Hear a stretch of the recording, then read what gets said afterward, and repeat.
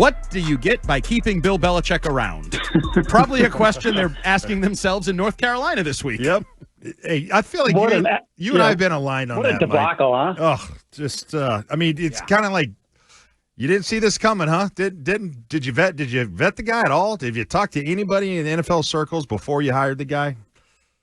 No, it's a big splashy hire, right? Like, hey, you ran out Mac Brown, not the Mac Brown of Texas, but like he still won games at North Carolina, a basketball school first. He was still winning games and getting good football players, like the number 3 overall pick in the draft 2 years ago in Drake May. Yep. And they ran him out. They ran a bunch of the players out.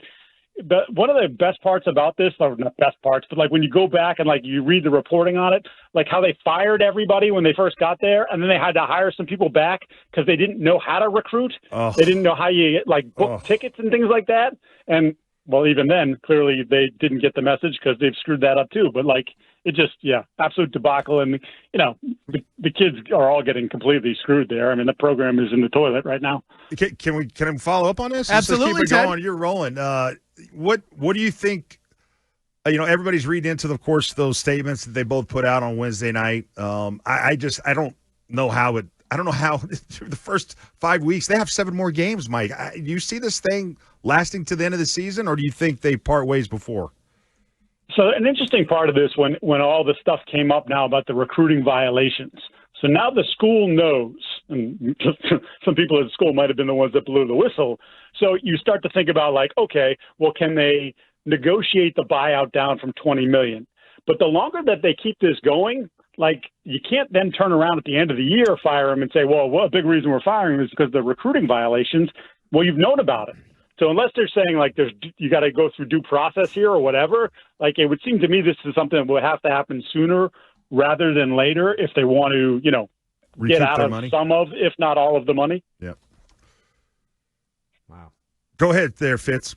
Oh, okay. Oh, I thought, Andy, you were going to maybe ask another question there. My apologies. Hey, so, Mike, what do you know about this plan regarding the maintenance of Christian Gonzalez? Because yesterday he's on, or rather limited at practice, and all of a sudden there was an explosion of just like, oh, no, is he hurt again? Has it been tweaked? You have Ben Volen saying today that it was re-injured. And, of course, the secondary coach says, no, this is all part of the plan. What do you know about all this? Yeah, news to me. I think news to a lot of people if this was the plan. And obviously last week when reporters were allowed to view, and again, we don't really get to see very much, there wasn't any of this sort of thing going on. And now this week it changes. So it does make you wonder whether or not, there's something happening there. I mean, from a broader perspective in terms of what they were the coach was talking about yesterday, it does make sense to not okay, we just went through this thing where you missed whatever it was, 7 weeks or 8 weeks of time. Like, do we really need to push it at all times during practice and those sorts of things? But again, like the fact that it wasn't a thing last week and it became a thing later in this week does sort of, put your antenna up. Mike Giardi, Boston Sports Journal here on WEEI Afternoons. Mike, I feel like the big question of this week is trap game, letdown, trust factor. Do you trust the Patriots to go on the road and win a game that they're supposed to win against a supposedly inferior team? Do you trust them? I think so. That was a long pause. Well, no, because it's one of those things. Like they're starting to get me to trust them, right? To go up. To rebound from a slow start against Carolina and just run them out the building, right? Then to go into Buffalo, hang tough with them, and then obviously, as we know, take a 10-point lead and then the 2-minute drive to win the game. Like, so they're starting to build that trust. I still look at the roster. I've been saying this for years now, but I still look at the roster and go, yeah, they need more players. They don't have enough players. So is it all grabbing hold in what Mike's teaching and preaching? Are we getting the proof of concept and now guys are buying in even more and you're about to take that next step? I don't know. It's kind of a sneaky big game in the sense of that, right? Prove to me that you are worthy of my trust. Prove to me that you are taking the coaching. And, Vrabel's been very clear, I think, this week, and sort of the message he sent to the players, you guys haven't done anything yet. These are the games that we have to win if we want to get to where we want to go. So, yeah, I think it's a fascinating game, and I'm really curious to see how it plays. I'm not one that says they need to win by 25 points. Like, as far as I'm concerned, just win the game. You know, like that's the point you are. And we know it's hard to win in this league and all that. But like, just show me that this didn't go to your head and that there is this level of, hey, they're a bad team and we're gonna snuff out a bad team even if it's on the road. It's so true, Mike. I mean, you got to validate last week's win with a win because their defense is like dead last in DVOA. Their offense is down at the bottom of a lot of metrics. So I hear you 100% on that. Let me ask you about one of the kind of the biggest concerns, and when you consider going into the season, it was supposed to be kind of something they hung their hat on, and that's the running game. You know, the offensive line is getting a lot of love for its pass protection, but the Patriots rank dead last in the NFL in rushing EPA, and they're doing a lot of their rushing attempts are to the left side of the line, where those two guys, you know, the two rookies, are getting a lot of love again for their pass protection. What do you see? You know, how important is this running game that it gets going? They've lost Antonio Gibson, of course, to an injury last week.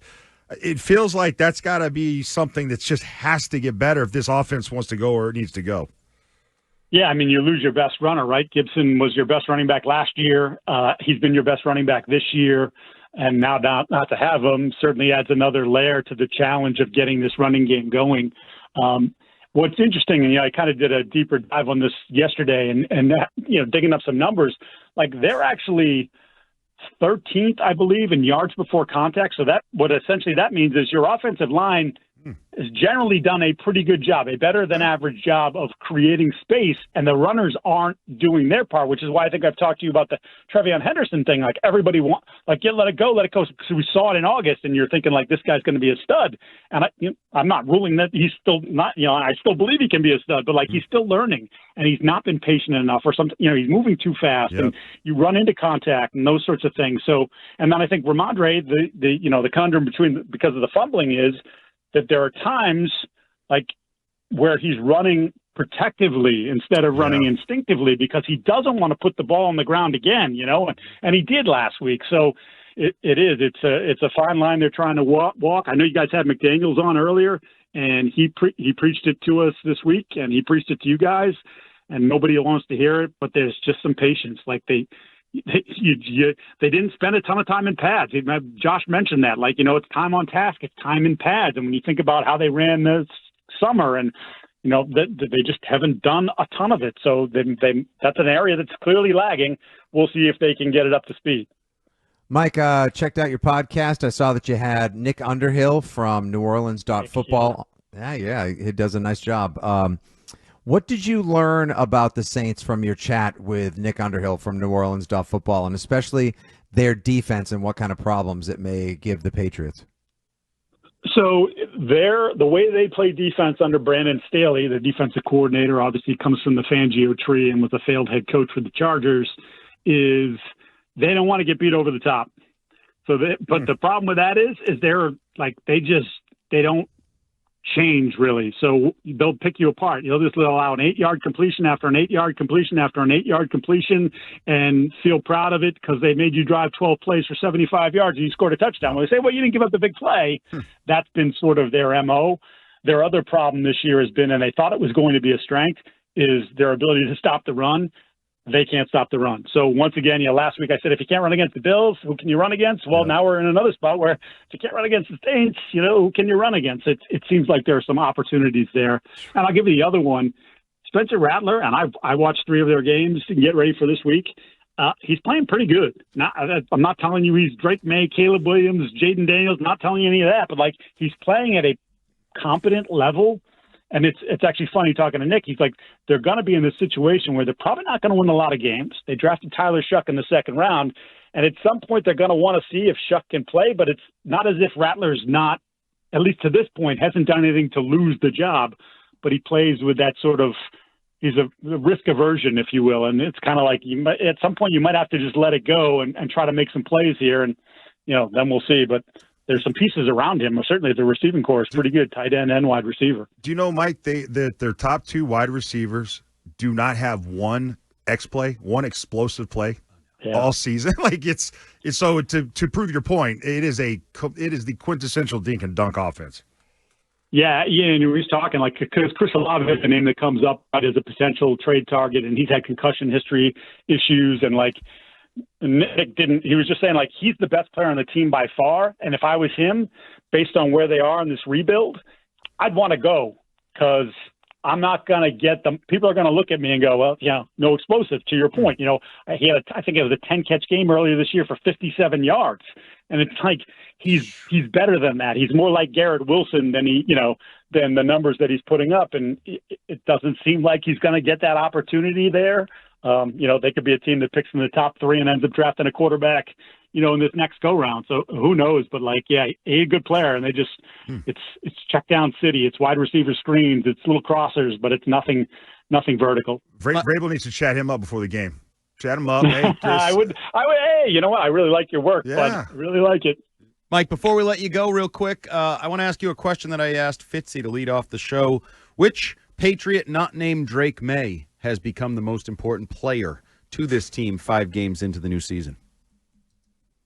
Steph Diggs. Ooh, that's where we landed as well. Thank you, Mike Giardi. We'll talk to you next week. Thanks, Mike.